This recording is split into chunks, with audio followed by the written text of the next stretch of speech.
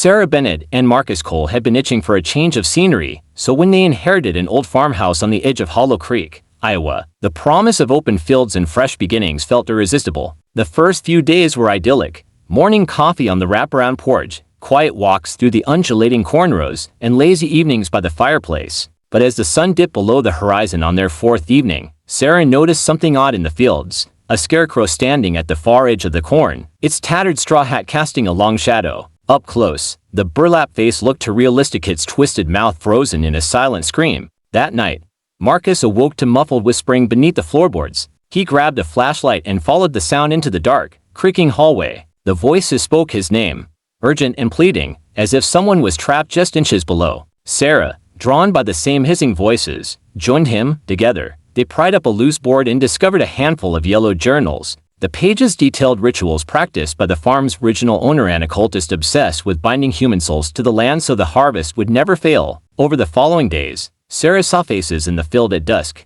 One moment, a row of rustling cornstalks. The next, anguished expressions staring back at her through ragged straw. She tried to warn Marcus, but he brushed it off as exhaustion from the move. Determined, Sarah ventured out at twilight and found fresh footprints leading to a new scarecrow, this one wearing Marcus's old flannel shirt. Her blood ran cold as she noticed a name carved into its wooden post, Marcus. Racing back to the farmhouse, Sarah confronted Marcus with the journals. He read passages describing an equinox binding set to awaken on the autumn equinox only 3 days away. The ritual demanded 1 soul per scarecrow, and with each sacrifice, the farm's yield grew bountiful. The previous owners had never left.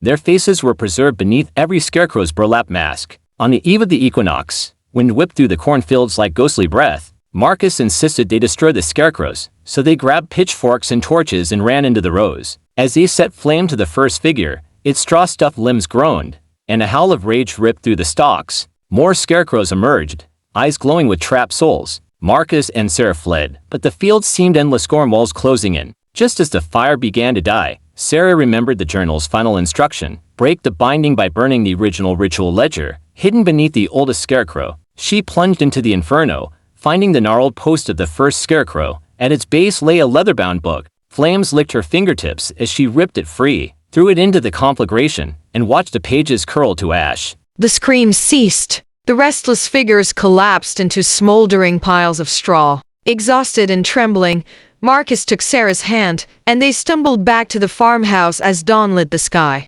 From the porch, they watched the cornfields in silence. No scarecrows remained, only golden stalks swaying in the breeze, free at last. As they packed their bags to leave Hollow Creek behind, Sarah pressed the final journal page into her pocket. Somewhere, she thought, the land would heal, but its secrets would linger for anyone foolish enough to claim this place as home.